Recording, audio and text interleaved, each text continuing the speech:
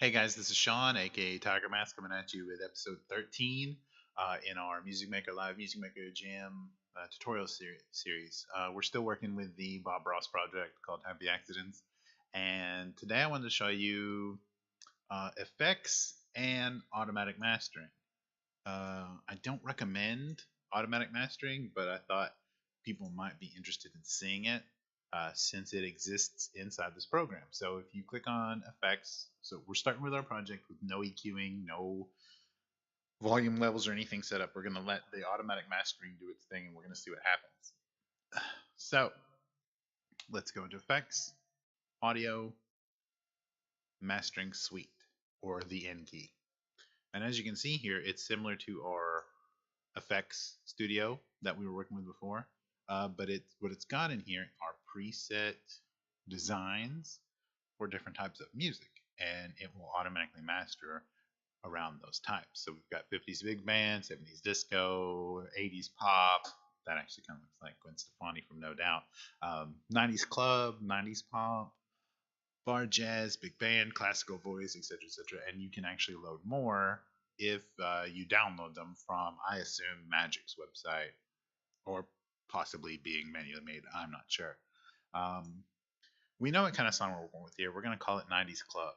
That's pretty close. And so we're going to see what this does.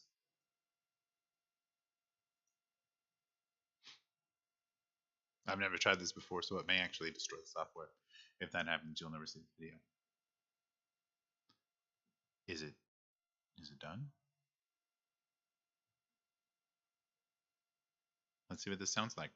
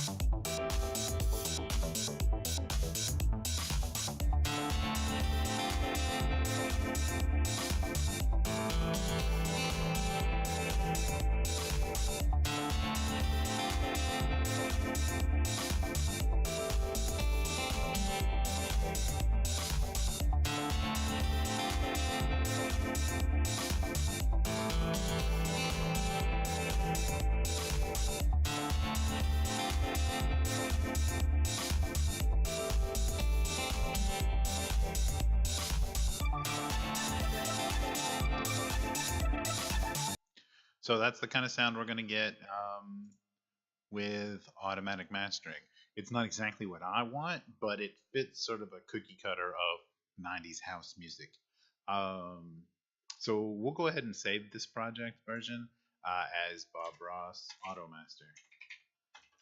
That way we know which one this is. So if I want to, what I'm planning on doing is actually dumping out, since we have the original on YouTube, I plan on adding in the one we EQ'd and mixed together, as well as this one, and one with audio effects. That way you can listen to all of them, compare, and see what's different, see what's the same, and then leave feedback. Say, yeah, the EQing here was all right, but it really felt like you were trying to do this here when it could have been accomplished by doing X, Y, or Z, which would be really cool. That would take you to the level of music production that's above me. So, and in the end, that's really what a teacher wants to see their students do: is get better than the teacher. Um, so, like I said, we're just laying in the groundwork. The next thing we're going to do today is discuss effects and exporting your files to the format you want to export to from this program. If you remember, in Music Maker Jam, all we could do is dump to MP3. In this product, we can actually export to many different extensions, which is pretty standard in any sort of audio product these days. But for the most part, I will definitely be doing MP3.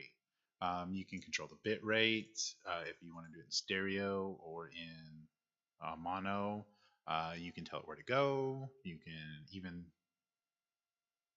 transfer it over email if you want to, or Bluetooth. Um, and as you can see, when you dial up the bit rate, you dial up the size of the file. But supposedly it makes it sound better. My ears aren't that good, and the equipment that I use at times to listen to music isn't exactly your $10,000 audiophile amazing headphones or stereo monitors. Not that those things aren't needed. I just can't afford them. A good set of stereo headphones works fine for me. So usually around 128 to 1. There used to be one in the 50s I thought that people used. 192 is actually what I consider pretty high quality. And I believe if you just do this real quick,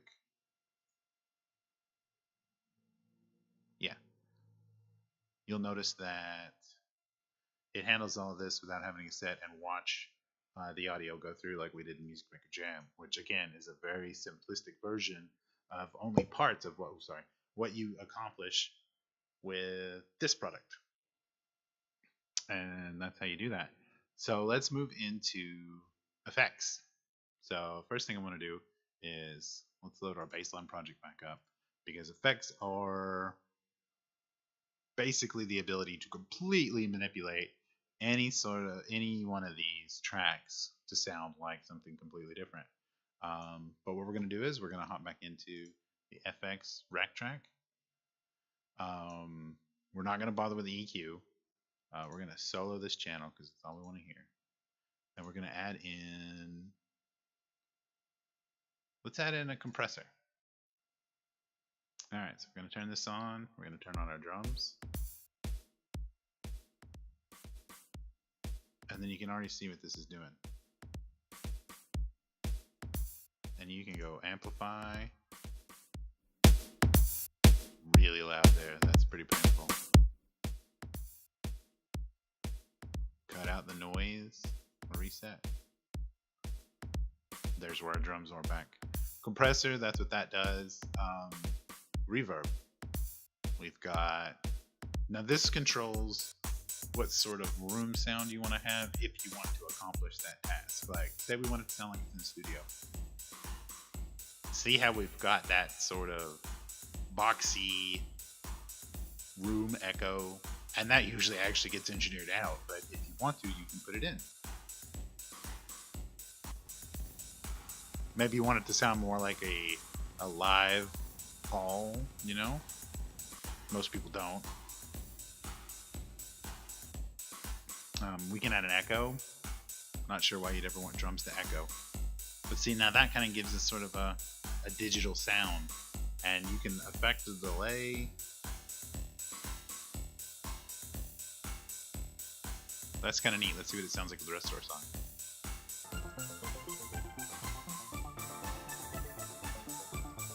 You can barely hear it.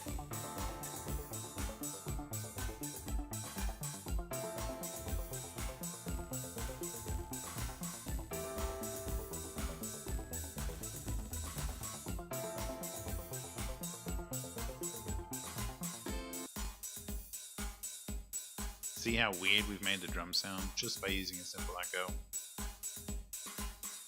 Let's go back to normal.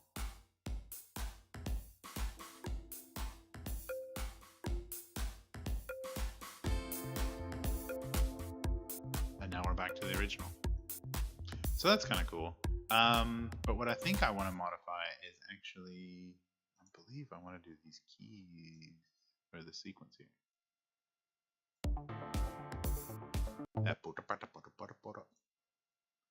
Let's mess around with that. So let's go in here. Let's grab the. Let's grab one of these. This is going to make it sound crazy.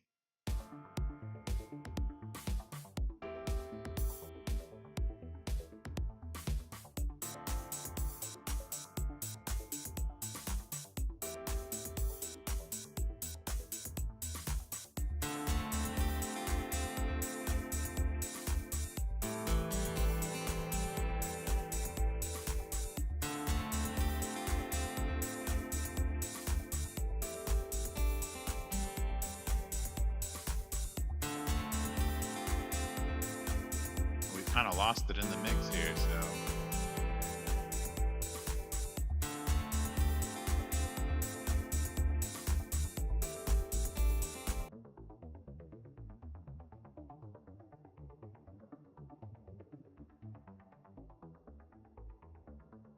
Man, that's got a real 80s vibe to it, doesn't it?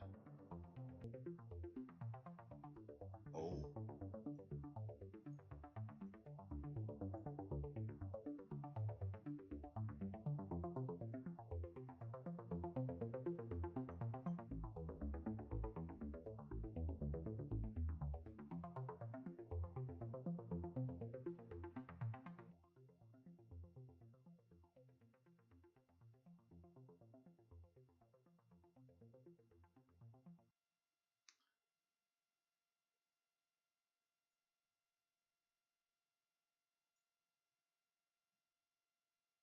You have a lot of different effects you can go through here to kind of get an idea of what you want to hear. Of course, we're still in solo, so coming up on the measure before this starts playing, we'll see how this sounds.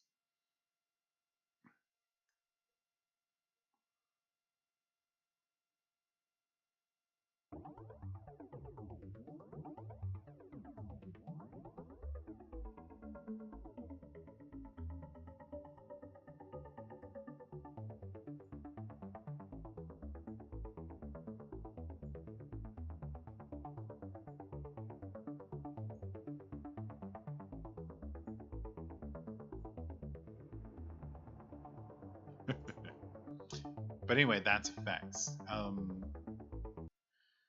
Fun to play with, not to eat. And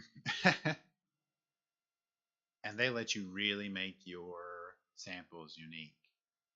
You can take a guitar section and make it sound like a robot digitally. And you can do that with any of these instruments and just go through the entire track if you want to and break it apart. Do whatever you want to with it. So that's it for today. We've covered exporting the projects, effects, and automatic mastering, which again, I don't recommend, but if you're feeling lazy and just want to slap something together to see how it sounds, it's in there for you. I recommend that you do focus on learning EQing, focus on learning mixing, and really learn to master your own tracks. But at the same time, not get discouraged. The main point in doing this is to make music, to be creative, and really enjoy the process of creating something of your own um, from scratch or from semi scratch in this case. So thanks for watching. Like, subscribe, thumbs up, thumbs down, all those fancy things. This was Sean again, and we'll see you next time. Thanks, guys. Bye.